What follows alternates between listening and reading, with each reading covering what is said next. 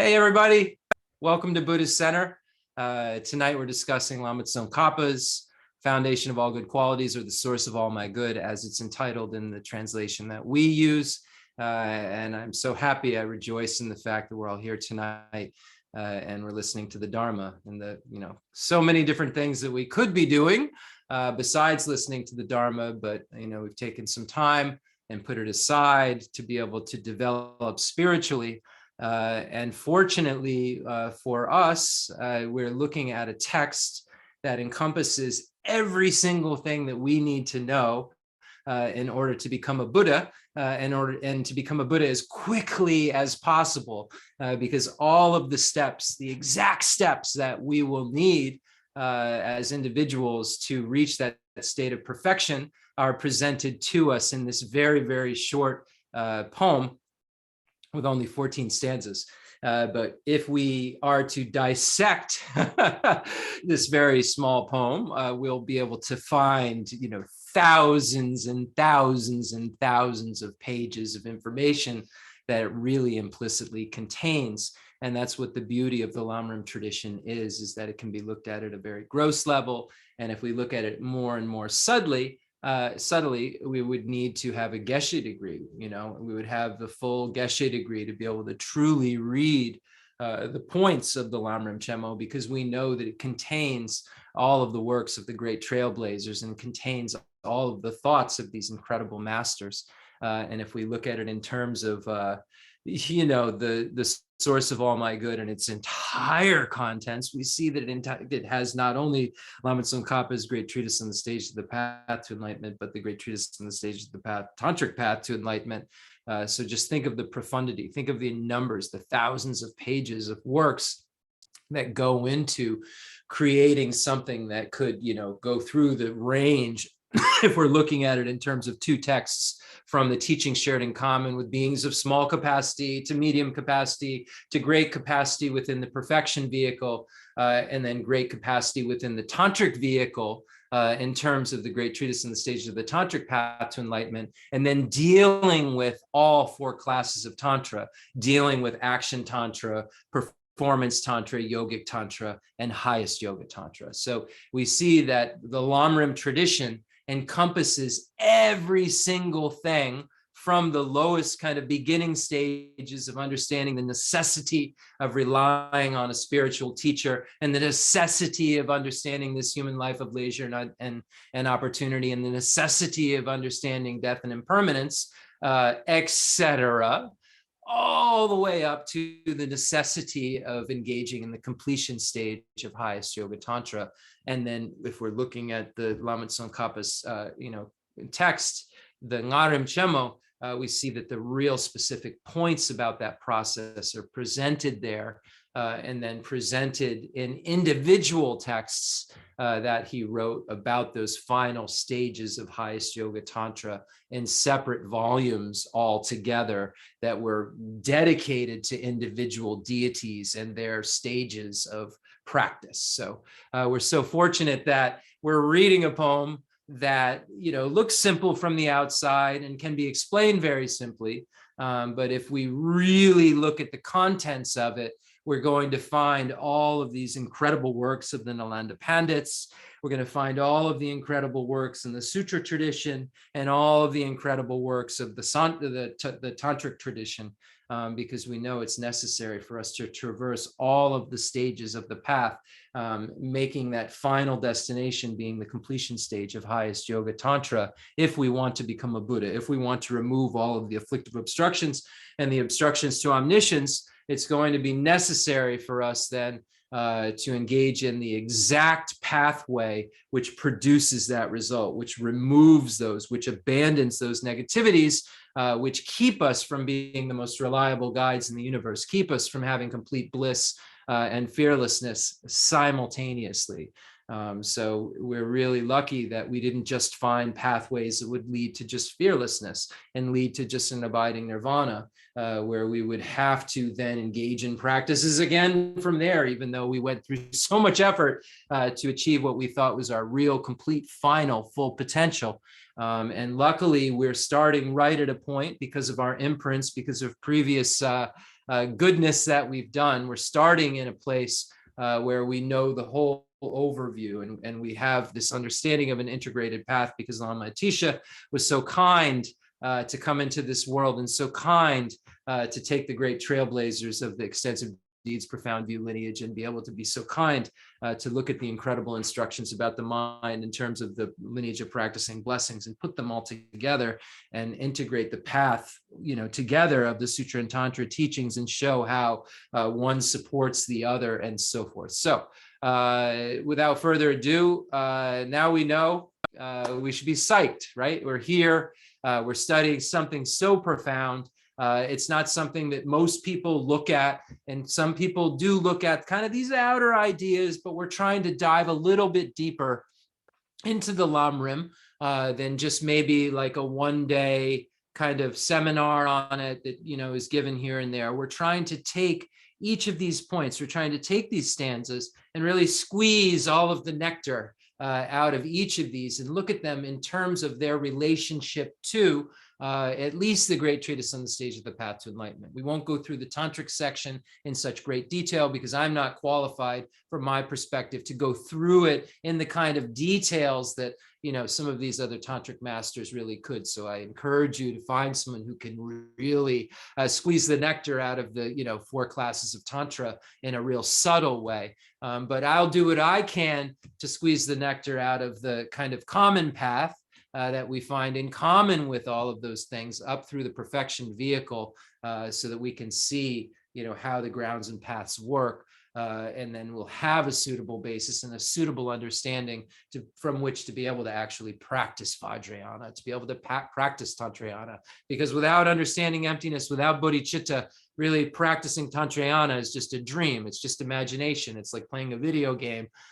It may leave some imprints in our mind, but it could actually do a lot more damage than good, because we're not approaching it from a place of non-grasping. We're not approaching it from the place of arising from clear light and emptiness. We're approaching it from a place where it's arising from ego. and that place is not conducive to the practice of Vajrayana. It's actually the enemy of Vajrayana. Vajrayana is converting things, not kind of flaming the fires of them. Or fanning, that's it, fanning the fires of them.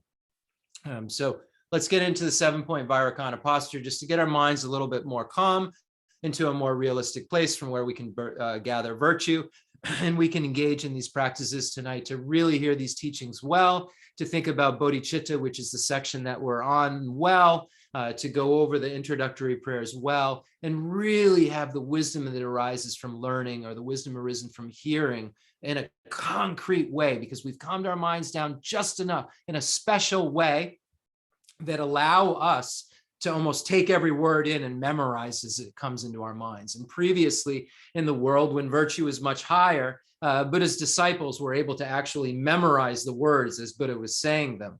And unfortunately, maybe some of you are like that, but I'm not like that. But as we get better and better at calming our mind down, we will be more like that. And the reason they were more like that is because they had a much more subdued mind than we do. So we just have to subdue our minds. And the more we start, if we motivate ourselves, it's important that we set our motivation. Our motivation is to get rid of the afflictive obstructions and the obstructions to omniscience. And it's important at the end that we do dedication. These are the 2 things that the Kadampa masters of old say are so important, that we start with good motivation and we end with good dedication.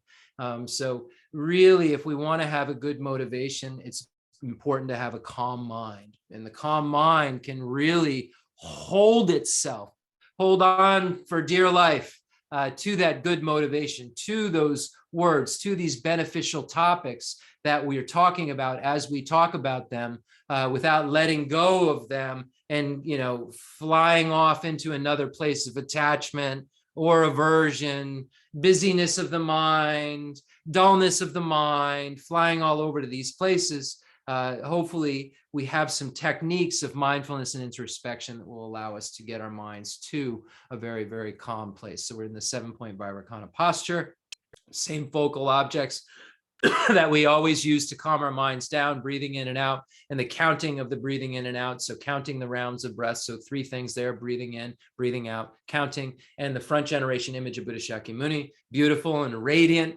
imagining right there in the space in front of us. Static, though. That's the most important thing when we're doing stabilizing meditation, that nothing's moving around. In terms of our object of observation, if we're meditating on a singular object. We're just multitasking right now. We're adding breathing in and out and counting. We're just doing some exercises to calm our mind down. Maybe for you in the future, when you start to really get your own personal meditation, it may just become the front generation aspect of Buddha Shakyamuni, or of Tara, or of Chenrezig, or of Manjushri, or it may just be the breathing in and out and the counting, or it may just be the breathing in and out. We find all of these things as suitable objects of observation for us to be able to achieve shamatha. So everybody has to pick their own personal path and see what works for them. We're just doing some exercises to practice, and you can see what works for you when we're doing this. So we're breathing in and out and counting, and we have this front generation image. We're going to really try to stay on that focal object those focal objects I just described. If we see our minds straying off of those focal objects, mindfulness will bring our minds back to the objects of observation, objects in this case.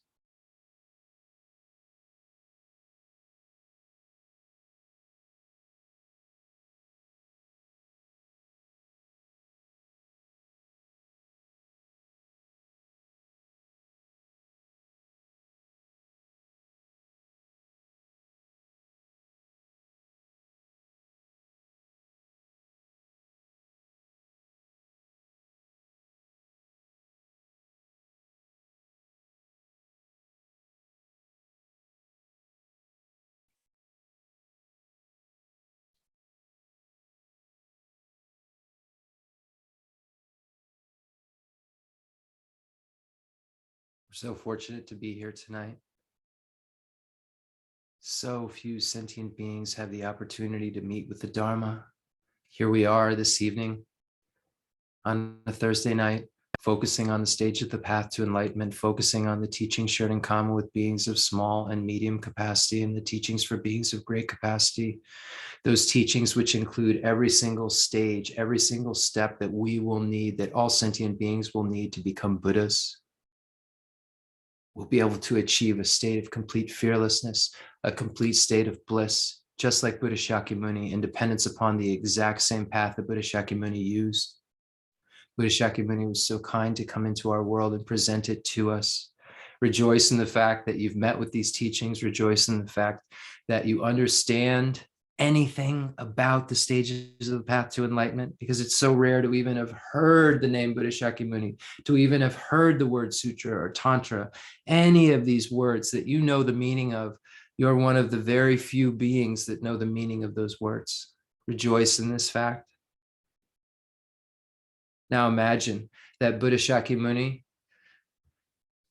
becomes very animated from his static form, and that fireworks take place from the bliss that Buddha Shakyamuni is experiencing. Buddha Shakyamuni is experiencing this bliss because he sees that we are all engaging in the practices which will lead to the abandonment of the afflictive obstructions and the obstructions to omniscience. And that's why Buddha came to this world, to show us exactly what to do in order to get rid of those negativities that keep us from fearlessness and bliss. So Buddha Shakyamuni is so happy. Imagine that this bliss allows the entire merit field to explode into the space in front of you. Imagine that you see His Holiness the Dalai Lama. Imagine Khenso Geshe Wandak. So happy. We're so connected to him. I feel so fortunate to have been his student for so many years, his translator for so many years, to have received so many teachings from him, such pure teachings from him. We remember his smile. We remember his laugh. We remember how close we all were to him. Imagine that he's in the space in front of you, and that he's so happy that we're carrying on this Lamrim tradition, and we're talking about those topics that meant so much to him and that he cared about so much. We know that Khenso Geshe Wandak really had one main purpose in life, and that was to present the stages of the Path to Enlightenment to us in our own individual capacities, so that we could eventually become Buddhists. And just imagine that Khyentse Geshe Wandak is there, so happy, so proud that we're continuing to do exactly what he would want us to do. We haven't given up. We didn't think that, oh, well, now that he's not here, there's nothing more that we can do. We know that he could only do what he did for us, and that was teach us. And the only thing that we can do to honor Khyentse Geshe Wandak is to engage in these practices. And I feel so fortunate to engage in what he asked me to do and continue to teach. So imagine he's so smiling. I rejoice in the fact that you're here listening to these teachings on the Lam Rim.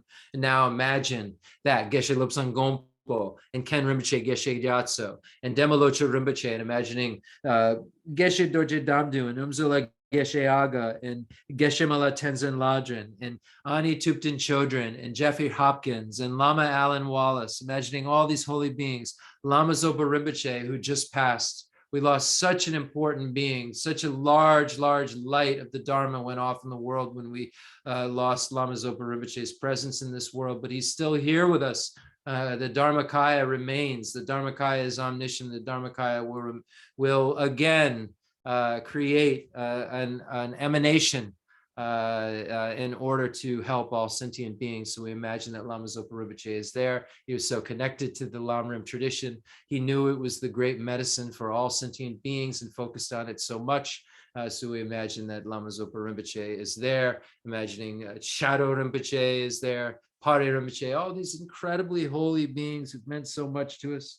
Imagining them there in the space in front of us, imagining all the beings from the extensive deeds lineage passed down from Buddha Shakyamuni to Maitreya and Asanga and Vasubandhu and Dignaga and Dharmakirti and Vimuktasena and Haribhadra and Shakyaprabha and Gunaprabha, imagining Lama Salimpa and Lama Atisha, imagining the beings of the profound view lineage passed down from Buddha Shakyamuni to Manjushri and Nagarjuna and Buddha Palita and Aryadeva and Chandrakirti and Shanti Deva and Baba Vega and Chandrashita and Kamalashila, all these holy beings in the profound view lineage, imagining the beings of the lineage of blessings passed down from Vajradhara and Saraha and Matripa and Tilopa and Naropa, and imagining Lotsawa Marpa and Milarepa and Gampopa, the holy Lama who presented that Lam Rim tradition, imagining these holy beings are all in the space in front of us. We're so connected to these holy beings. We've received so many teachings influenced by these holy beings. These holy beings are just like our family. Imagining they're in the space in front of us, so happy that we're here and that we're engaging in these practices. Now imagining Lama Salimpa and Lord Atisha passing down the teachings to Drone Tompa, that holy lay Lama who's passing all of the teachings down with Lord Atisha to the three Kadampa lineages, the old Kadampa lineages. Imagining now the holy beings of the Nyingma Sakya Kaju and Galupa order, Padmasambhava and Sakya Pandita, and all the Karmapas, and Lama Tsongkhapa, imagining Kirtap J and Jelsop J and Basu Chuji Jetson, imagining Jayan Sheba and Jayan Gapi Lodru and Gonchu Jimmy Wampo and Janja Ropi Dorje and the seventh Dalai Lama, imagining all of these holy beings in the space in front of you, just there, right there. Imagining they're actually there, imagining all the holy beings of the High Yoga Tantra, Yogic Tantra, Performance Tantra, and Action Tantra. Imagining the beings of the 35 Buddhas and all the protector deities, imagining them all in the space in front of you. Now imagine that because you want all of the great rewards of the path. You want to be able to achieve complete fearlessness. You want to achieve complete bliss. You recognize that you want to have happiness and want to be free from suffering. And then you start to think about other sentient beings and recognize that they too want to have happiness and be free from suffering, and that your freedom from happiness, that your happiness and freedom from suffering is no more important than theirs. And the way that they'll achieve happiness and freedom from suffering is the exact same way that you'll achieve happiness and freedom from suffering. And you know that there's so many beings in this world that you care about so much that you would hate to see suffer, that you would never want to see even one little bit of pain have to come into their lives. You know, there's so many people you can think of like that in your lives right now, and know that since beginning this time, you've had every single relationship with every single sentient being, and you felt that way about every being in the universe at one point in time or another, and that all beings are so important. You've had this equally important relationship with every single sentient being in the universe, that you currently have, this important relationship you currently have with someone, at least in your life, that you love so much, that would protect you if you were so vulnerable. If you couldn't protect yourself, this being would protect you or protected you.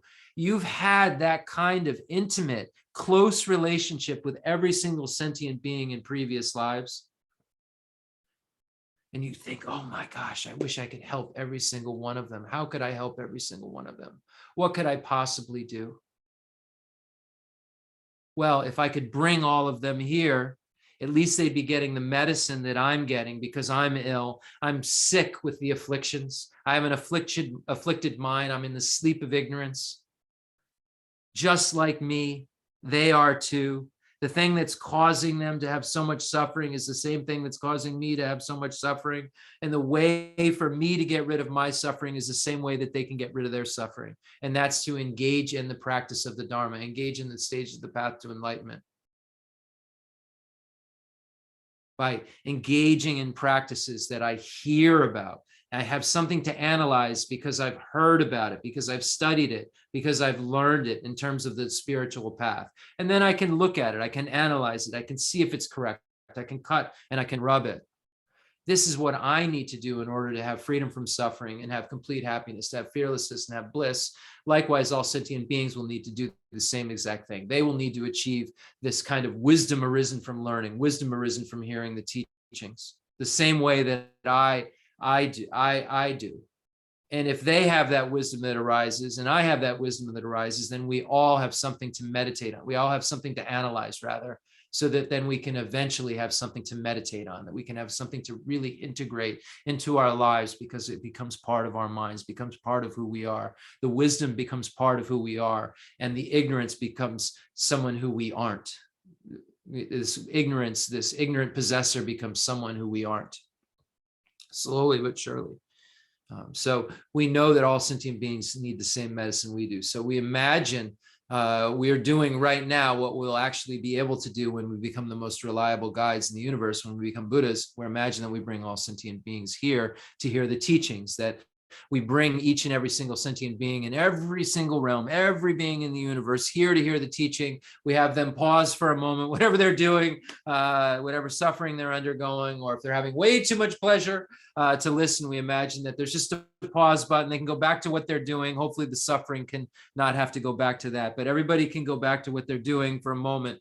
But in the future, but in the moment, we're just imagining that every single sentient being we're able to bring here, and they can listen to the Dharma so that they can really achieve a state of fearlessness and complete bliss, because they're equally important. And just like I want to have happiness and freedom from suffering, they want to have happiness and freedom from suffering. So I imagine that I just somehow or another bring all sentient beings here. I mean, I imagine that I bring all the hell beings, all the hungry ghost beings, all the animals, all the humans, all the demigods, all the gods, imagining that I'm bringing all beings that possibly imagine here, any beings who have these negativities that have to be removed, anything that's keeping them from having fearlessness and complete bliss. Any of those kind of beings, we imagine that they're all here, and we imagine that they're all here to hear exactly what they need to do to remove their negativities, whatever they may be. So we imagine that all sentient beings here, we imagine all the, all the different realms of beings are here. So now we've meditated for a moment on the merit field. We've imagined the entire merit field here. And now we've brought all sentient beings here. So everyone's here, all mind possessors, all beings in the universe, those who are learning still, and those who have nothing more to learn in terms of the Mahayana. So we imagine that everybody's here. And with that, we're going to start today by reading a very special prayer by the founder of Drepung Loseling Monastery, Jayan Chuji Tashi Pelden. It's called Lama Tsongkhapa's Secret Biography. And it's really a very, very important prayer.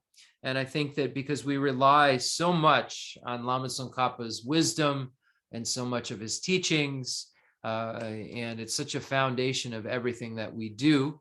And then when we look at other commentaries that we've used to understand things like the Heart Sutra, and other texts, we see that they are all authors that fall into Tsongkhapa's tradition. So we have a lot to be thankful for.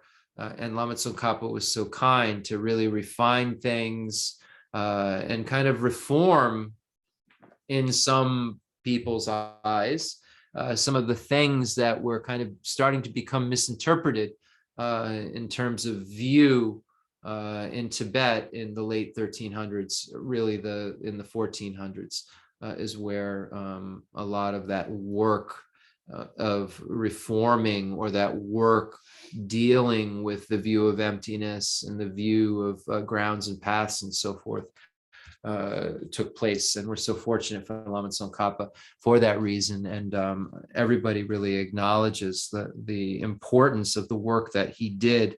And His Holiness the Dalai Lama always says that he's just so amazed at Lama Tsongkhapa's view of emptiness and how clearly he's able to write about such very, very difficult topics. Lama Tsongkhapa would always, explain the most difficult stuff, take a lot of time on that, and then the easier things that a lot of people would spend a lot of time on because they're so easy, Lama Tsongkhapa would just write 1 or 2 short sentences. But when it came to the hard stuff, Lama Tsongkhapa would write a whole bunch about it, and that's why so many people go right to Lama Tsongkhapa's texts when they need to understand some of the views of shamatha and emptiness and so forth, because he really didn't waste any time explaining things that were so easy to understand. He spent a lot of time explaining the things that were really difficult to understand, that a lot of other authors shied away from, but wrote extensive stuff about the other topics. So Lama Tsongkhapa that were more obvious and that didn't really need as much explanation. It was beautiful to have it, beautiful there were more flowers, in the garden, but the explanations were really needed about the more complex topics. And those are some of the things that Tsongkhapa took on in his Essence of Eloquence, and at the end of the Lamrim Chemo, and just all of the works that he wrote, where he really never was satisfied with any partial instructions and made certain that he was very thorough, especially when it came time to look at what the object of negation was in terms of the final view of emptiness. Tsongkhapa was so thorough in terms of object of negation, in terms of positive and negative phenomena, and in terms of really establishing what the middle way consequence view is and isn't, and finding, and showing or presenting us with a clear bullseye to shoot at, not having to just shoot an arrow at something that wasn't really clear, kind of a target, and we know the area we're supposed to be shooting this arrow at. Lama Tsongkhapa found it so important to establish the exact bullseye, the exact object of negation that we needed to establish in terms of the view of the nature of reality, in terms of what would get rid of our, truth of suffering. What is the origin of suffering? It's the grasping, the self-grasping ignorance. But okay, so if that's what causes all of the suffering, you better get right what that is and know what the object of negation is. You better know what you're saying, is the wrong way, to look at things. You better not be taking away too much. You better not be negating existence, but you better make sure that you're not leaving any kind of, autonomous kind of situation or a substantial reality, or anything that, goes further than subjectivity in terms of imputation. So Tsongkhapa was really good at that stuff. So we're fortunate. So let's read this secret biography, and it reads like a prayer. And when Drepung chants it, they chant it in such a way with the stuff, you can't really understand it. So I think it'd be interesting if you look this up and you look up Lama Tsongkhapa's secret biography, the Samwe Namtar. You'll be able to find maybe on YouTube the Drepung monks chanting it, but you will not be able to find any of this Chuji Jobo Tsongkhapa La Shat Selo. Like it says here, you won't be able to figure out, what's going on. Because I turned it on one day, I thought, maybe I can jam out to this. I'll sit with it, and, I'll sing it with the monks because I like singing. And I couldn't figure it out. And then I called Geshe Aga, I remember. It was the next day, I think. And I said, what are you all talking about? He started laughing and he said, oh, that's the very, very secret chanting we do with the secret, I guess, for the secret biography. So let's get into this. And thank you all again for listening. And thank you, Lama Tsongkhapa, for coming to this world and sharing the Dharma with us, right? So again, the merit field's all there. Lama Tsongkhapa is there, Kirtip J, Joseph J, Jayan Chujay is there, who wrote this, imagining, all the great masters who created the monasteries, Drepung Sera Ganden. So, okay, Lama Tsongkhapa's secret biography. Jieson Sawe Namtar, Juso, by Jayan Chujay, Tashi Pelden. I'll try reading on the screen.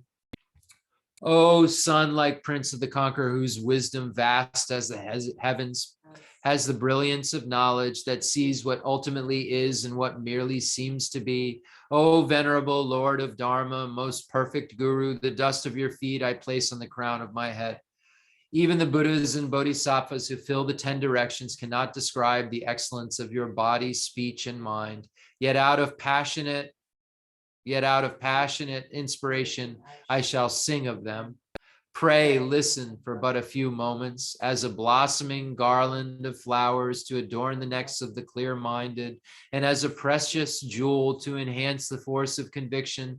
This song in praise of your oceans of splendor to delight all sages I have composed. Like a cloud, the merit of your superb deeds releases a torrent of rain that swells the virtue of those to be trained, and proclaims with a dragon's thundering roar the sweetness of the vast and profound. O glorious, powerful, billowing Lama, foremost of tantric adepts and the mighty yogi who mastered the many millions of samadhis, composed faultless expositions and made true effort in practice. Most resplendent of lamas, you tower over the heads of all. At Vajrasana and a former birth to the victorious one, you offered a rosary of 100 crystal beads. Thus you acquired the fortune later to attain the perfect view. O illustrious Lama, at your feet I pay homage. At the age of 7, you directly perceived Dipankara Atisha, the great path clearer, and Vajrapani, Lord of the secret. The exhortations of both the sutras and tantras dawned upon you, O illustrious Lama. I pray, at your feet I pay homage. O Jetson, Lord of phenomenal existence, you directly perceived Manjushri, Bodhisattva of the wisdom of emptiness, as the color of a perfect sapphire. O illustrious Lama, at your feet I pay homage. From this time onward, O High One, whenever you desired, you could invoke Manjushri, treasure of stainless wisdom, and constantly listen to the teachings of both Sutrayana's transcendent wisdom and Tantrayana's secret assembly. O illustrious Lama, at your feet I pay homage. When practicing the 7-limbed ritual of the 35 purification Buddhas, continually and clearly you beheld them in all their forms, mudras, and symbols. O illustrious Lama, at your feet I pay homage. Seated in the auspicious posture, hands in the Dharma teaching mudra, Buddha Maitreya prophesies that just as the Sugatas who possess the 10 powers, you will one day perform the 12 acts of a supreme universal teacher. O illustrious Lama, at your feet I pay homage. Victorious master of both life and death, truth visions you achieved of Amitabha Buddha, the medicine Buddhas, and that teacher of men and gods, Shakyamuni, prince of the Shakya throne, each with a retinue vast as the oceans. O illustrious Lama, at your feet I pay homage. Saintly Tara, source of all cities, Unishna Vijaya, the one exalted and radiant, Ushnisha Sitapatra, dispeller of obstacles, and other such mystic female Buddhas. Again and again you directly perceive. O illustrious Lama, at your feet I pay homage. Bodhisattva, Nagarjuna, Aryadeva, Holy Buddha Palita, magnificent Chandrakirti, and the mighty Yogi Nagabodhi appeared to then constantly cared for you. O illustrious Lama, at your feet I pay homage. Exalted Asanga, who delights the 3 worlds, the brother Vasubandhu, a second Buddha, and Dignaga, child of Manjushri, appeared to, then constantly cared for you. O illustrious Lama, at your feet I pay homage. Dharmakirti, a moon amongst teachers, as well as Gunaprabha, Shakyaprabha, Shantideva, and glorious Abhaya, appeared to, then constantly cared for you, O illustrious Lama. At your feet I pay homage. All the Mahasiddhis of India and Tibet, such as Indrabudi, Saraha, Luipa, Krishnacharyan, Tibupa, Tilopa, Niropa, appeared and then constantly cared for you, O illustrious Lama. At your feet I pay homage. Clearly, Manjushri prophesies that relying upon these lineages, you would produce colossal spiritual boons for yourself and for all sentient beings. Great bold one who spontaneously fulfills the wishes of the world, O illustrious Lama, at your feet I pay homage. When the samadhi of the yoga combining mental tranquility with cognition of emptiness increased like the waxing moon, you beheld the form of the destroyer Yamantaka, opponent of the Lord of Death, complete with all mudras and expressions. O illustrious Lama, at your feet I pay homage. Having touched your heart to the wisdom sword of Manjushri, a stream of undefiled ambrosia flowed into the depth of your being, spontaneously arousing the propitious absorption of highest joy. O illustrious Lama, at your feet I pay homage. Prayer for a rebirth in the land of bliss, and a eulogy of the perfect intent of the dauntless protector, Maitreya Buddha, as well as their graduated levels of meaning, Manjushri lucidly conveyed to you, O recorded and skillfully presented them. O illustrious Lama, at your feet I pay homage. Whenever you consecrated a religious image, the wisdom beings actually entered into the symbolic beings. The host of deities that you summon still generates fields of merit within beings. O illustrious Lama, at your feet I pay homage. One night you dreamed of Nagarjuna and his 5 spiritual sons, amongst themselves discussing the fabric of dependent origination. From their midst came Buddha Palita, who touched you with the scripture. The very next day when you arose, the mind of a high one, O illustrious Lama, at your feet I pay homage. By focusing on the pith of the 6 branches of Kala Chakra, the wheel of time, correctly perceived this Buddha form. He foretold that soon you would equal even King Sukhanandra, who, O illustrious Lama, at your feet I pay homage. When for the first time you led the great prayer festival of Lhasa, 100 magical omens appeared. At your making this joyous offering, the Buddhas and their sons in the 10 directions were filled with supreme delight. O illustrious Lama, at your feet I pay homage. Generating the form of a great bliss deity through the yoga of non-duality, of profound luminosity and illusory appearances, you attain the Vajra Yoga body. O illustrious Lama, at your feet I pay homage. By practicing the mantric science of inhaling and exhaling, Om, Ah, Om, at the lotus heart, the vital energies entered the central nadi, rested as breathing, stopped and then dissolved. Thus you experience the clear light, Mahamudra, the great seal, attaining the Vajra Yoga speech. O illustrious Lama, at your feet I pay homage. Raising the navel chakra's mystic heat, which rests at the base of the central channel. The letter Ham at the crown of your head melted and fell to your heart, as simultaneously the experience of the blisses dawned upon you. Thus you attain the Vajra Yoga mind. O illustrious Lama, at your feet I pay homage. Having been invoked as witnesses to your pure and perfect aspirations, all Buddhas and Bodhisattvas came forth. Only when you had summoned each of them into his respective position did you honor them with offerings. O illustrious Lama, at your feet I pay homage. While contemplating the principal mandala of Manjushri Vajra, Guhya Samaja, you dreamed that Maitreya and Manjushri, who were speaking of Dharma, passed down to you a jeweled vase brimming with water, pretending that you would master all teachings. O illustrious Lama, at your feet I pay homage. On a throne adorned with precious gems sat the omniscient Kaju Lama, Bhutan Rinchen Druk, a text of the Guhya Samaja root Tantra. He gave to you, exhorting you to be its keeper. O illustrious Lama, to your feet I pay homage. Accepting this responsibility with mudras and mantras, thrice you touched the text to your head. By its blessings, it became obvious that the Tantra separating and mixing obtained by Marpa of the Southern Hills is the true oral tradition of exalted Nagarjuna. O illustrious Lama, at your feet I pay homage. Your mind absorbed in the mystic circle of Heruka, Chakrasambhava, the wheel of perfect bliss, the myriads of dakinis of the outer, inner, and secret places, made you offerings of Vajra songs, transporting you into ecstasy. O illustrious Lama, at your feet I pay homage. In meditation, destroying the forces of darkness, you beheld the radiant Buddha, mighty demon tamer, having an aura as pure as burnished gold, more brilliant than a million suns. O illustrious Lama, at your feet I pay homage.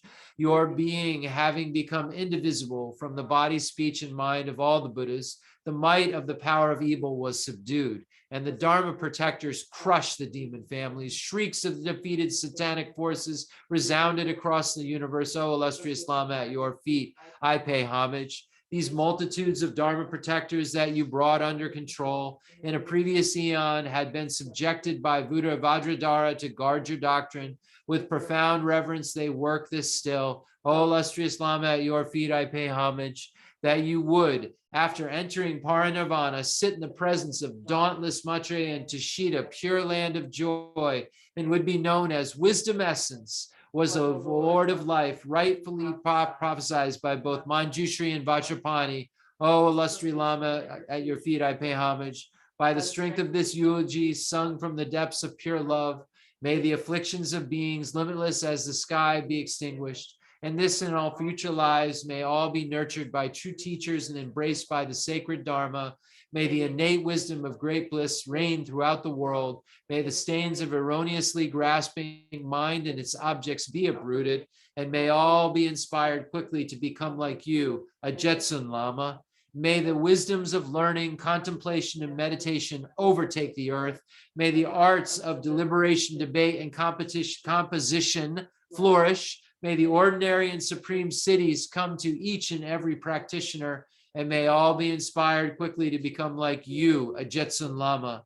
By the limitless oceans of merit of having presented like Samantabhadra clouds of offerings spanning the skies, of having bared every negative imprint and downfall accumulated since infinity, of having rejoiced in the spirituality of those on the path to enlightenment, and of being beseeched the lamas to turn the wheel of Dharma and not to enter nirvana.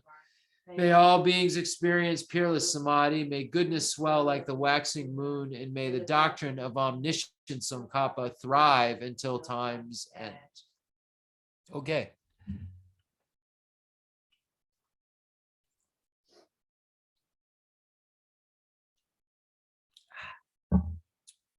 So now we will move on to the Heart Sutra.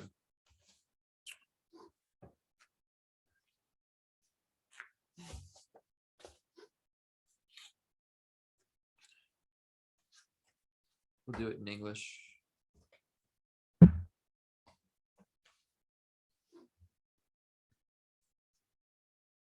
The Sutra of the Heart of Transcendent Knowledge. Thus have I heard once the Blessed One was dwelling in Rajagriha at Vulture Peak Mountain, together with a great gathering of the Sangha of monks and a great gathering of the Sangha of Bodhisattvas.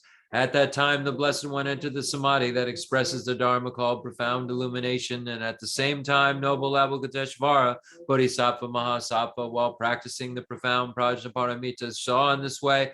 He saw the five skandhas to be empty of nature. Then, through the power of the Buddha, Venerable Shariputra said to noble Avalokiteshvara, the Bodhisattva Mahasattva, how should a son or daughter of noble family train who wishes to practice the profound Prajnaparamita? Addressed in this way, noble Avalokiteshvara, the Bodhisattva Mahasattva, said to Venerable Shariputra, O Shariputra, son or daughter of noble family who wishes to practice the profound Prajnaparamita should see in this way. Seeing the five skandhas to be empty of nature, form is emptiness. Emptiness also is form. Emptiness is no other than form. Form is no other than emptiness.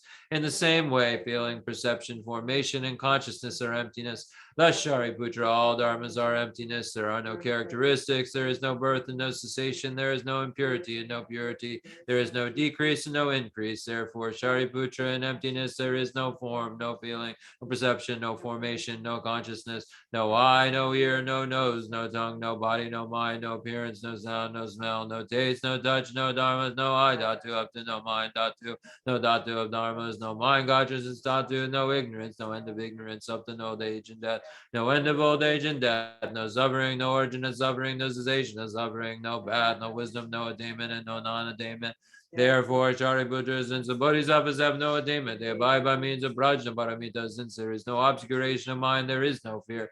They transcend falsity and attain complete nirvana. All the Buddhas of the three times by means of prajna paramita fully awaken to unsurpassable true complete enlightenment.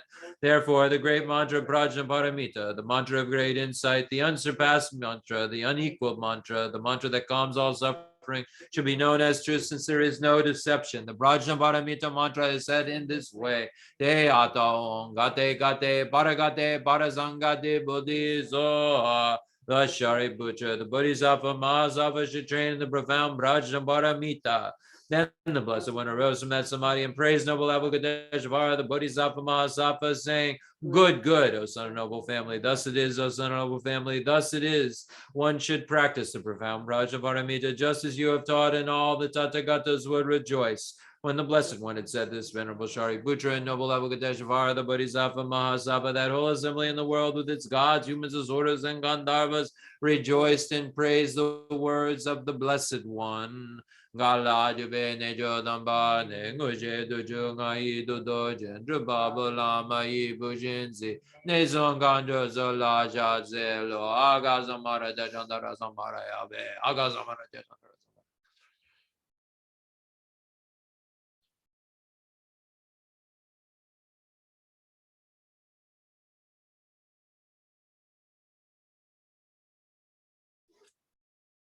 Aga zamara jandara zamara yabe de adaon gade gade baragade barazangadi buddhizo baba gajo sanji kaya de medoji je labadoji bebadoji jewadoji dagi baji medu bisha danji jedingo yezo yere endo jaji jewada medun nube jandan dewada dumba joji bonzon joji daji de janden da dilejo.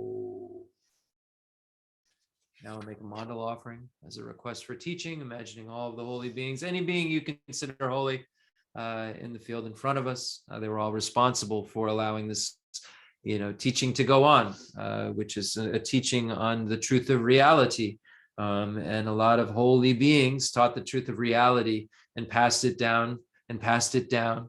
And then eventually that truth of reality has landed now in our laps. And we're so fortunate for that. So pay homage to them and request this teaching from the teacher, but all the way back to Buddha Shakyamuni and all of those holy beings that have been in our world, turning the wheel of Dharma and turning the truth and helping sentient beings to get rid of miseries.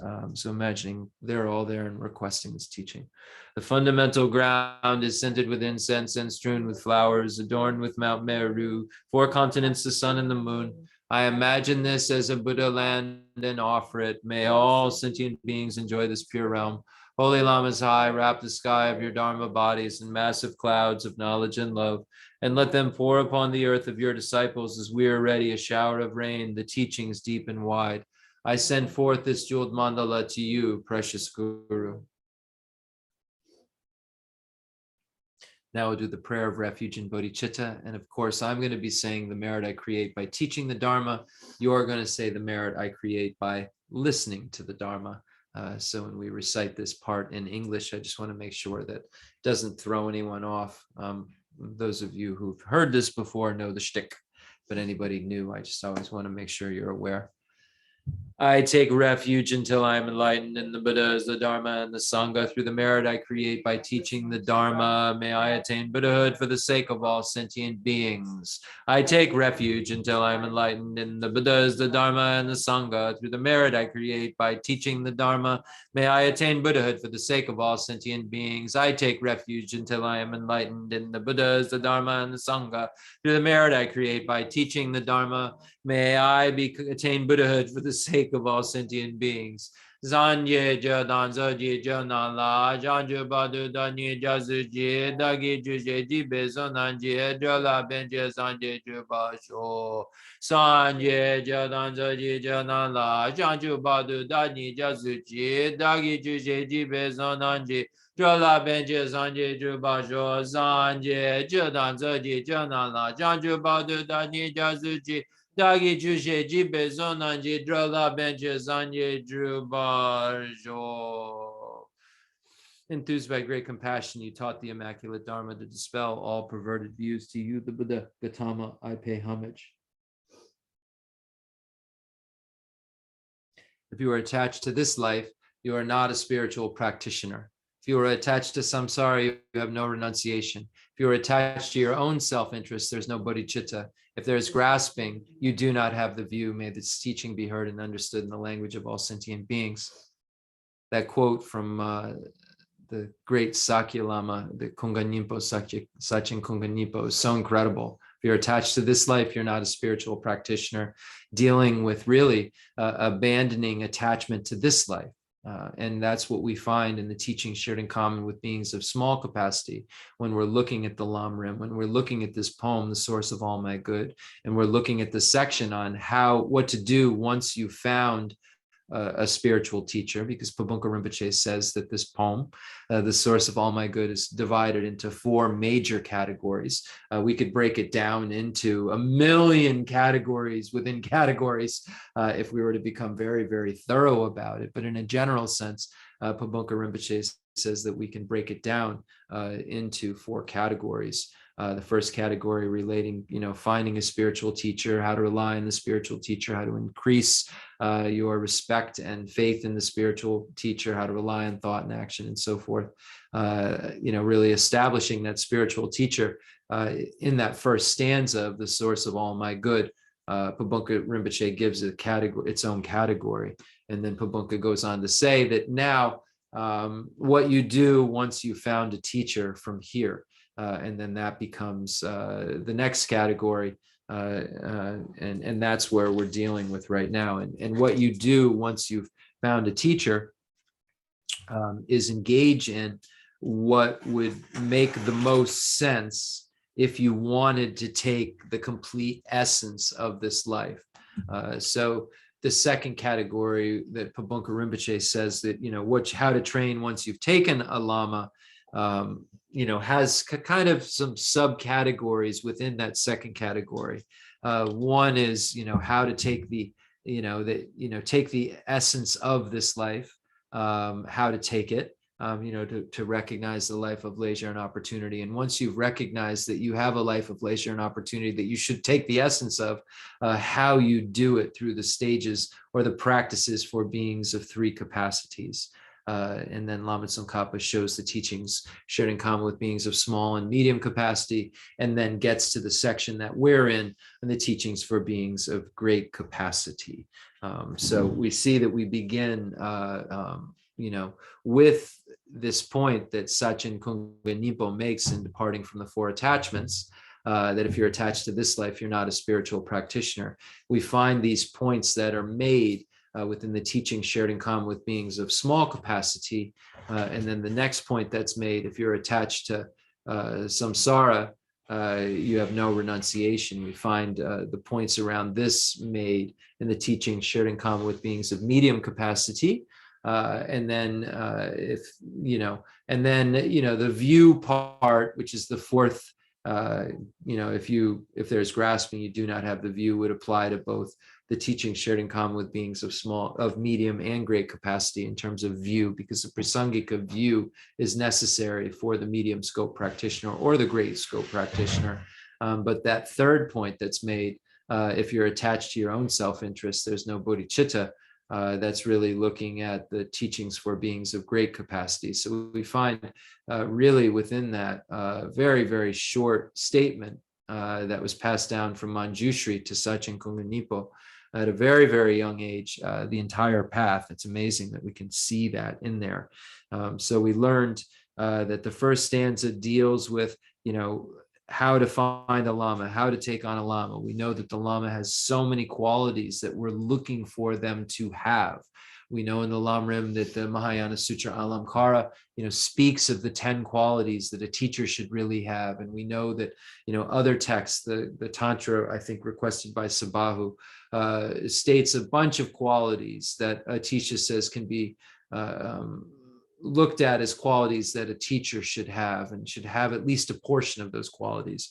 So you, of course, look into further detail about each of these topics, and we already went over that first point in this commentary, the very root of the path, how to find a Lama and how to serve and follow him or her properly, etc.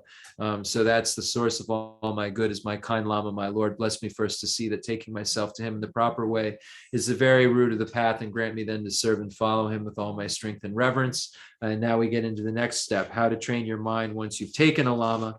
And Pabonka Rinpoche says that here, now this particular section is showing you kind of the advice, it's giving some advice. Tsongkhapa is saying here, I would advise you to take the essence of what you have. You have this life of leisure.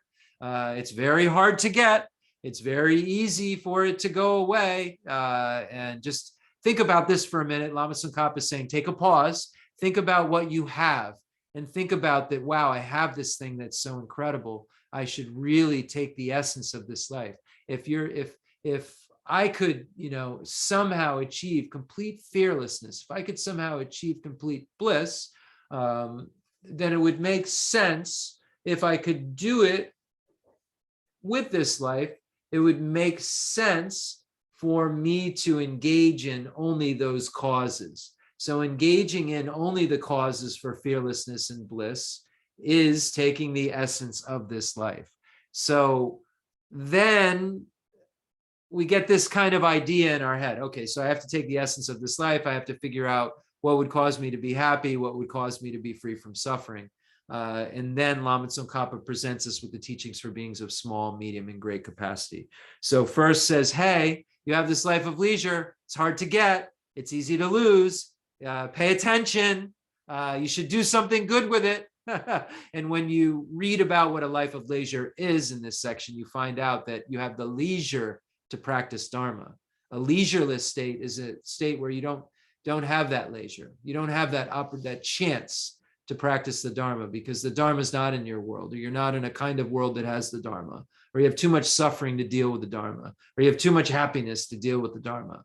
You're not in those positions. You're in a position of leisure where you can practice Dharma at your leisure. So you find this out in this stanza, and you figure out that, oh my, I must take the essence of this thing I have that's really special. There's all these other things that don't have this special thing that I have. And that's the ability to practice Dharma, to have met with the Dharma, to have all the causes and the conditions for the Dharma. We really ingrain this in our minds. So we have this gratitude that overwhelms us for having this life of leisure, that has this opportunity, that has this potential to be transformed from a state of suffering into a state of complete bliss. And all of the instructions are there. So it would make sense to use it to do that. So taking doing what makes most sense with this life once you have all the facts on deck. It's really like, that's what taking the essence is. What would you do with this life once you have all the facts about it, all the facts about samsara, all the facts about your potential, all the facts about what you would need to do to realize your full potential? What would taking the essence of this life mean once you know all of those facts? It would mean doing exactly what you need to do to reach your full potential. So that's where you kind of land. And then you say, what do I have to do to reach my full potential? And then Lama Tsongkhapa says, okay, you have to do this. And here's one potential you can reach, where you can get rid of the lower realm existence. You can just keep having rebirths as gods and humans. There's a way to do that. You can do that. And then that could be a potential you have. And you also have the potential to achieve a complete liberation, an abiding nirvana, a place where there is no suffering. There's a complete abandonment of the afflictive obstructions. There's no more afflictions to give rise to the karmas. There's nothing to activate karmas that would give rise to an experience of suffering. There's no potential existence that can be created from anything contaminated for you to ever have to suffer again. So you could reach that potential where you would never suffer again, but you can also reach your full potential, your full, completeness, where you would, achieve your own aims and all sentient beings' aims by achieving the complete state of Buddhahood. So it would really make sense at the end of the day, once you've been given the proposals, here are the proposals, you could achieve, a good time in cyclic existence. Here's how you would do that to have high status. So you can do that. That's pretty cool. But guess what? It's not really that cool at all, because there's all these troubles in the higher realms of cyclic existence. So you're going to kind of want to, if you're really a thinking man or woman, you're going to want to probably get rid of all of that altogether. And then you have the medium scope where you want to get this abiding nirvana for yourself alone. And then they say, well, that's a potential. But then there's this other potential you have where, you have friends, you have relatives, you have people you love. Do you like the fact that they have to suffer and will suffer again and again and again, and you could just hop off and say, good luck? No, no, no, no. And then you find out that if you don't do that and you care about them and you start to care about them more than yourself, that's your ticket to fulfilling not only your kind of incomplete needs in terms of getting rid of the afflictive obstructions, which is amazing, right? You're in liberation. You have a complete nirvana, removal of suffering. But you can achieve that full potential where now you have bliss 24/7, causing bliss, causing bliss, causing bliss. And you have the greatest level of compassion. And the object of observation of that greatest level of compassion is all sentient beings. And that compassion for all sentient beings is creating compassion for all sentient beings, creating compassion for all sentient beings, et cetera, et cetera, et cetera. The bliss is the bliss to the bliss to the bliss, the compassion for all sentient beings to the compassion to all sentient beings. And that object of observation, of which is all sentient beings, never diminishes it, never becomes biased and says only these sentient beings. It's always all sentient beings. And that's the difference. When we say that a Hinayana achieves immeasurable love and compassion, they're not like, they don't not have love and compassion, but that immeasurable love and compassion that they have, that's kind of induced by states of samadhi, doesn't have as its object of observation every single sentient being. And it doesn't have this great compassion that emerges, which becomes part of the main motivation for the path, because it's a solitary, it's kind of a singular individual purpose that you have on those lower paths. You're not doing it, even though you have compassion for others, it's too bad they're suffering. It stinks just as bad as yours. You're not willing to do anything about their suffering. You're only willing to do things about your suffering.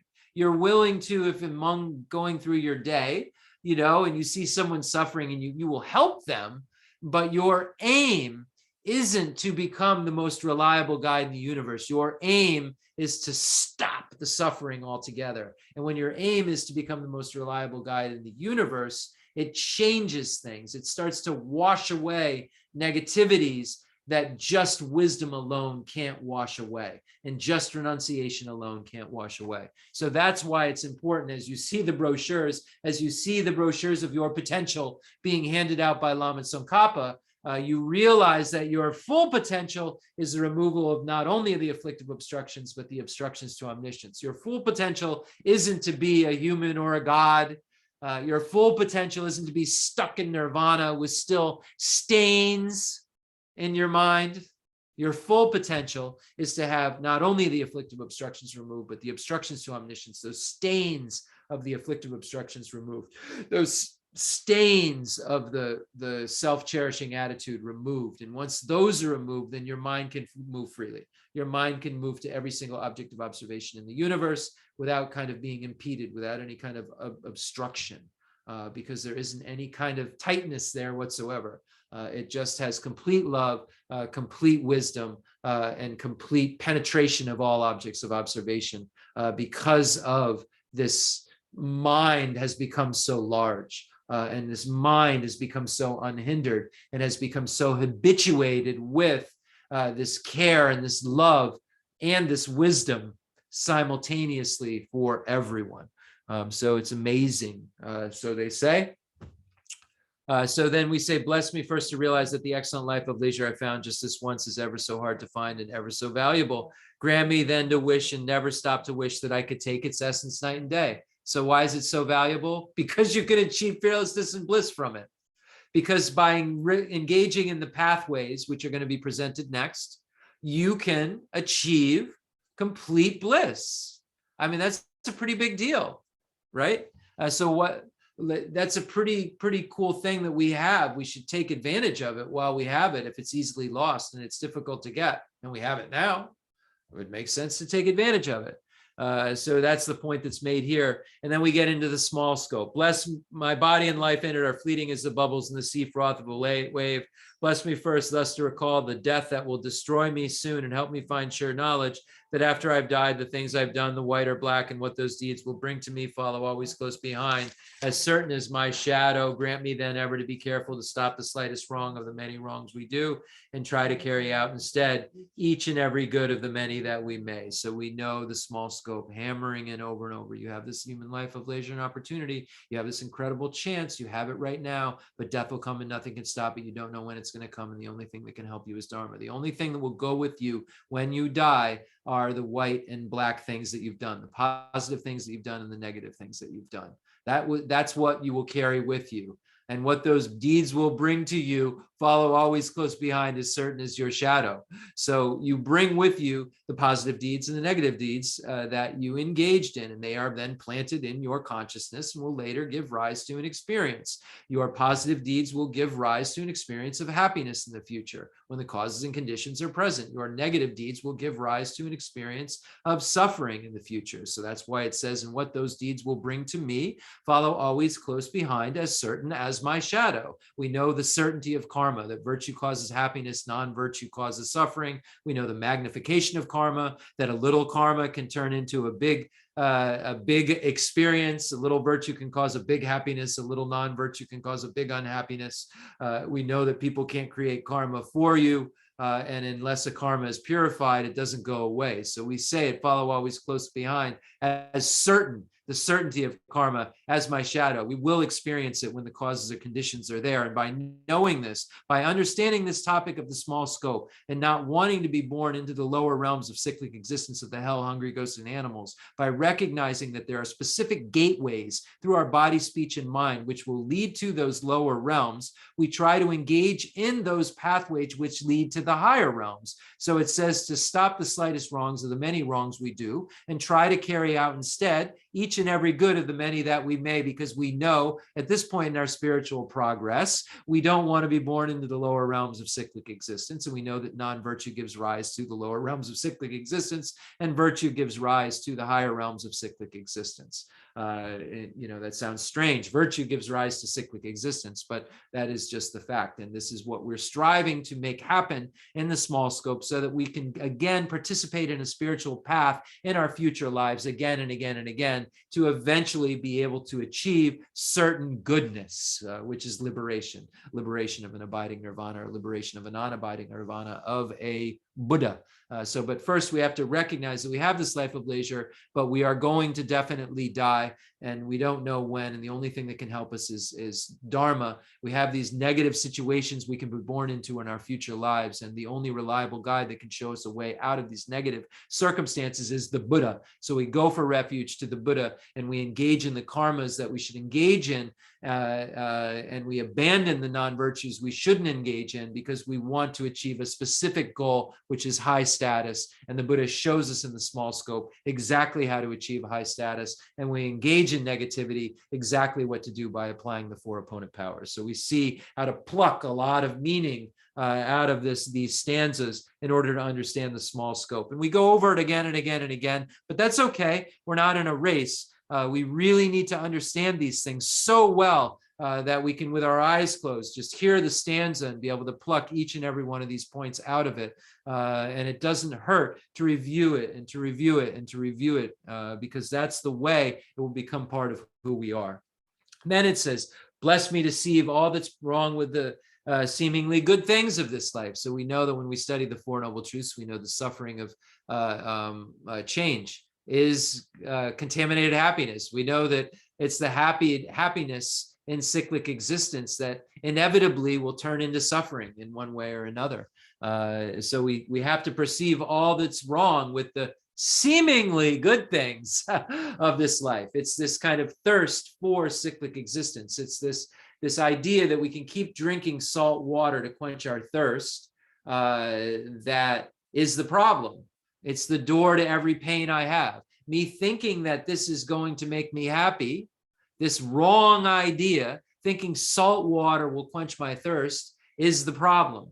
Thinking that these things within cyclic existence are my answer to my pure happiness, when getting out of cyclic existence altogether is the only way I could truly have happiness. And that all of the happiness within cyclic existence, when we look at it in terms of in the realm we're in, the happiness that we experience in this realm is related to the suffering of change, meaning it will transform because it's not stable, it's not steady, it's not reliable happiness, if you will. When we say the suffering of change is happiness, well, because that happiness isn't a reliable happiness. It's got a self-destruct mechanism in it. It's dirty. It's messed up. It's messed up. It's not right. It's kind of happiness, but it's something not right there. And that's what we're talking about, the suffering of change, that it has this thing in it that seems to change. Something happens. That new car doesn't seem to be as great as it was a year later, and just start applying it to a million things in your life and think about it. Or think about the suffering, that extreme suffering that happens, say one of your loved ones dies, that suffering of separation that you have no control over, that you're only experiencing so heavily because of the joy that came from that relationship. And that joy itself had the self-destruct mechanism in it. So bless me to get that, perceive that. Let me see that. Let me know that. That's what's wrong with these things that I perceive as true happiness, I perceive as uncontaminated, but they're contaminated. Bless me to get it. Let me figure it out. Finally figure it out, because I keep turning in this wheel of samsara over and over and over again. Birth, aging, sickness, death, birth, aging, sickness, death. I'm thrust into the desire realm and the form realm, maybe the formless realm. Maybe I've had some concentration. I don't know. But I know that I am still in cyclic existence and have attachment. So I'm not done and have to work on getting rid of attachment, getting rid of my attachment to the way things appear. Because the way things appear to me is that they have inherent existence. Even my sense consciousness has this deceptive thing happening where it appears to have this true, solid, independent, autonomous, substantial, intrinsic reality from its own side that it can't possibly have. We have to figure all of that out in order to, really get this idea that everything's wrong and we need to fix it. And it can be fixed. That's the good news. Everything's wrong. We need to fix it, but it can be fixed. We didn't really know everything was as wrong as we're learning it is. But that's the great part is, ignorance is not bliss in this case. Ignorance is what gives you suffering over and over again. Wisdom is bliss, wisdom is what we're looking for. It isn't what did Zach De La Roche say? If ignorance is bliss, then wipe the smile off my face. Ignorance is not bliss. Wisdom is bliss. Ignorance is what causes lack of bliss. So we have to try and figure that out. We have to learn what's wrong with it perceivingly, what's wrong with the things we think are good. I can never get enough of them, like salt water, right? That's why I say salt water. I can never get enough of them. They can't be trusted. Salt water cannot be trusted to quench your thirst. Cyclic existence, the happiness, the contaminated happiness within cyclic existence is not reliable in terms of quenching your unhappiness. The contaminated happiness within cyclic existence is like salt water. It will not quench your unhappiness. It will be a cause for greater unhappiness in the future. It will self-destruct. It has a mechanism within it that doesn't work for some reason. What is that reason? Because it's contaminated. Why is it contaminated? Because it's brought on. It's being perceived by a mind which is ignorant and grasps at things as being truly established. So grant me, they can't be trusted. They're the door to every pain I have. Grant me then to strive instead for the happiness of freedom. Grant that these pure thoughts may lead me to be watchful and to recall what I should be doing. Grant me to give the greatest care to make the vows of morality the essence of my practice. They are the root of Buddhist teachings. Now that I've realized that everything's wrong and that things aren't the way that I thought that they were, I'm going to have to really refine my whole way of being. I'm going to have to refine my actions. I'm going to have to refine my, way of being in terms of my conduct. So we have to see the three highest higher trainings. It says that we have to, this morality, it says here, it says the essence of my practice, because we know morality is the first of the three highest higher trainings, the highest higher training in morality or ethical discipline, and then concentration, and then wisdom. And we know that we have to have these three highest higher trainings in place in our lives, in our meditation, our practice, in order to get to cut the root of cyclic existence, to achieve the happiness of freedom, achieve liberation. We know that we have to do that. So we have to, starting with engaging in ethical discipline, discipline our body and our speech, and then with concentration, discipline our mind, and then wisdom, have a disciplined, calm mind, look at the nature of reality, and then cut the root of cyclic existence by combining the ripening and liberating paths together. I have slipped and fallen into the sea of this suffering life.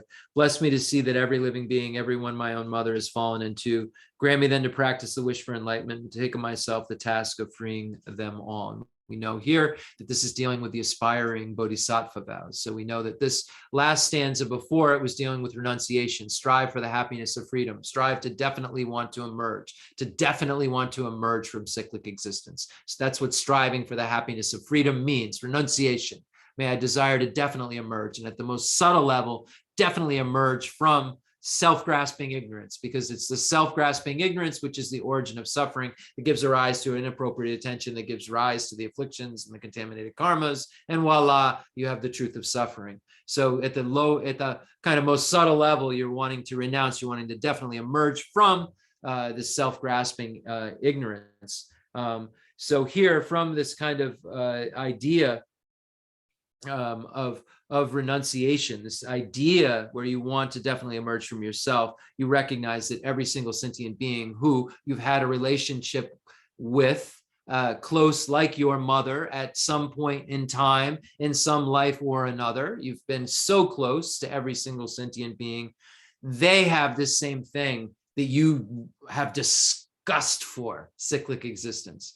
They have this thing that repulses you in their lives. And you see that these people you care about so much, these people that you love so much, have this same situation in their lives. And every being that you look around at, you've had this relationship of closeness with in previous lives. So you look around and you see that every being in the universe that has the afflictive obstructions has these forms of suffering, just like you have these forms of suffering because of the self-grasping ignorance. And you start to want to become a reliable guide and want to become a Buddha in order to not only fulfill your needs at the highest level, but as a result, you're able to fulfill all sentient beings' needs. So this section on aspiring bodhicitta, we know that we get aspiring bodhicitta. We have to have various kind of causes and conditions, a various basis to have aspiring bodhicitta, kind of a mental and a physical basis. And then we have to have the various causes of powers, causes, conditions, and so forth,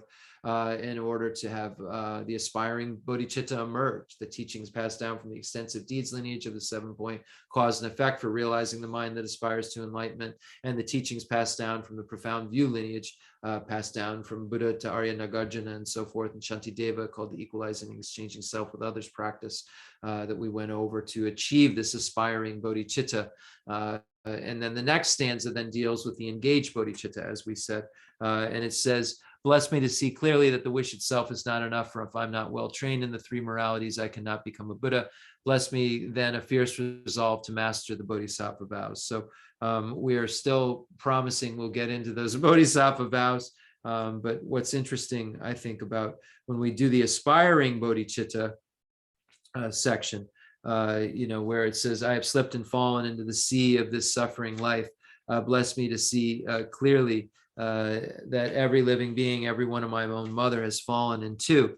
I think that Pabunka Rinpoche makes a really beautiful point, and then we'll end there, where he says that we're almost make a vow that says, we're asking the Lama that for the ability to meditate on this wish, and we're saying to make it totally perfect right here on this very seat before we stand up, that we're going to set in our mind that we want to become a Buddha for the sake of all sentient beings.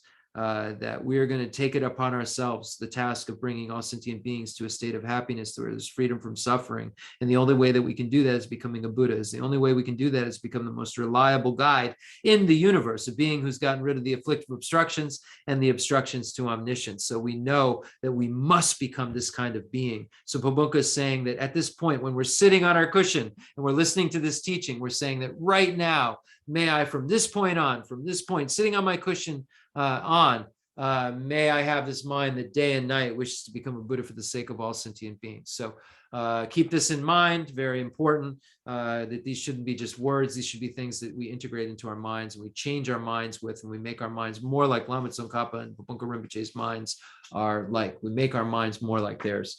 And that's the point of these practices. And then next week, I know I keep saying next week, we'll get into the Bodhisattva vows. And you can look at various texts when you want to learn about the Bodhisattva vows, such as Chandra Groman's 20 verses. There's a great text by Geshe Sonam Rinchen with Ruth Sonam's translation, beautiful text on Chandra Groman's 20 verses. But I think that what we'll do is we'll just read the actual Bodhisattva vows. But I think it'd be cool if you could then go in your own private studies and look at some of these other texts from Nalanda Pandits and so forth that deal with the Bodhisattva vows and Shanti Deva's compendium of trainings and so forth.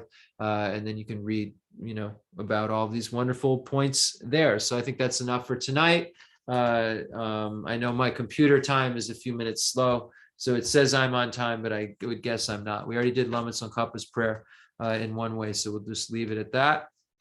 And let's do the concluding mandala offering and dedication prayer. Thank you so much, all of you, for listening, all of your patience. I really appreciate you. And thank you for giving me the opportunity to keep giving these teachings. And I know that they do mean a lot to many of you. And I thank you. And I thank Khensa Rinpoche for giving me the ability and for having given me so many teachings that I have something to share with you. The fundamental ground is scented with incense and strewn with flowers, adorned with Mount Meru, the four continents, the sun and the moon. I imagine this is a Buddha land and offer it. May all sentient beings enjoy this pure realm. I dedicate whatever virtues I have collected for the benefit of the teachings of all sentient beings, and in particular for the essential teachings of Venerable Zandrapa to shine forever. I send forth this jeweled mandala to you, precious Guru. Any mistakes that I've made, I apologize. May they be purified by Vajrasattva's mantra, imagining Vajrasattva in the space in front of you as inseparable from your root Lama, imagining Vajrasattva inseparable from Khensa Geshe Wandak. In my case, that's what I'm doing. And imagining that white light rays and nectars rain down on you and all sentient beings, purifying your body, transform the white light rays and nectars raining down on you and all sentient beings, transforming into white Oms and purifying yours and all sentient beings' bodies.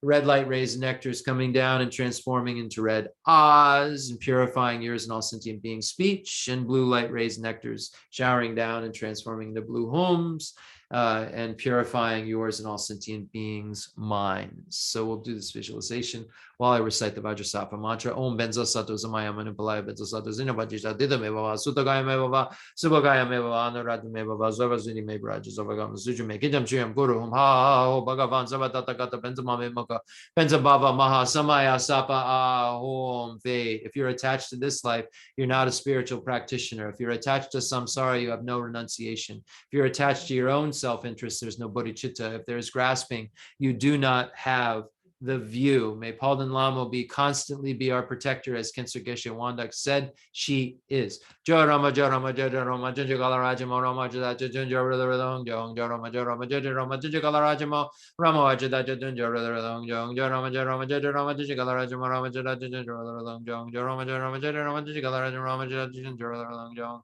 Jo Rama Jo Rama Jo Rama Junja Galarajamo Rama Jada Junja Ridong Jong Jo Rama Jo Rama Jo Rama Junja Galarajamo Rama Jada Junja Ridong Jong Jo Rama Jo Rama Jo Rama Jo Jo Rama Dunjo Galarajamo Rama Jada Dunjo Rilla Jo.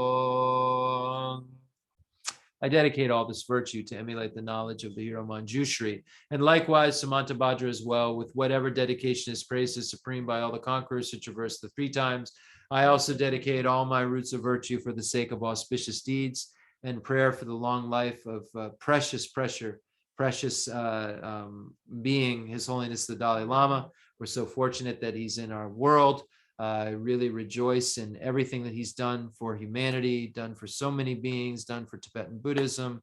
I just feel so fortunate to be his student, and just rejoice in all of his virtuous activities. I pray for the long life. I'm sorry, in that pure land surrounded by snowy mountains, you are the source of all benefit and happiness. All powerful Avalokiteshvara, Tenzin Gyatso, may you stay until samsara's end. And now the prayer for Khensa Rinpoche. So for anyone, I composed this after Rinpoche's passing. I actually started composing it in the late 90s. It was going to be a long life prayer for Rinpoche. It never got finished. And then when he passed, I made it into kind of a supplication prayer to him. So it's called A Complex Yogi Poses as a Simple Monk. Homage to Khensa Geshe Wandak, our precious spiritual friend who is inseparable from Aryatara. I fully prostrate, covering as many atoms of the earth as possible to your pure body, speech, mind, and enlightened activities. I offer to you drinking water, bathing water, flowers, incense, candles, scented water, food, and music purified by Om, Ah, Om. The rarity of having 1 million wish-fulfilling gems is a common occurrence compared to meeting with a holy teacher like you who placed the complete path to enlightenment in our childlike hands.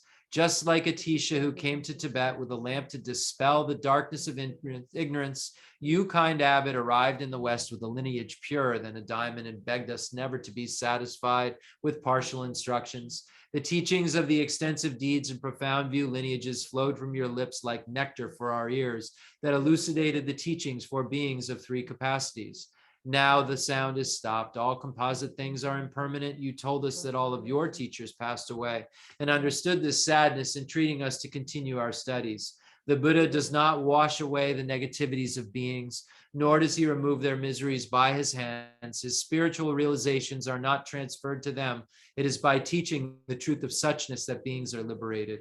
We are not prepared to take this difficult journey to the highest goodness of Buddhahood without your continued guidance. The sadness in our hearts would be too overwhelming. May you swiftly return to this world and take care of us in all of our lives, wherever we may be, never leaving our hearts and crowns. May all sentient beings perfectly realize renunciation, bodhicitta, and the correct view of emptiness so they know who you really are. Yeah, I really miss Rinpoche so much. Even though he's in my practice daily, I really, really do. I miss his physical presence in our world so much. But this is the nature. All composite things are impermanent. All contaminated things are in the nature of suffering. All phenomena are in the nature of emptiness and selflessness. Nirvana is peace. So let us all strive for real peace instead of the peace that we seek out in our lives by chasing things that we think will give us peace that only agitate our minds more. See you next time. Hopefully your mind's less agitated on what's today, Thursday. So hopefully it's less agitated on Sunday when I see you again. Take care. Thanks. Good to see you.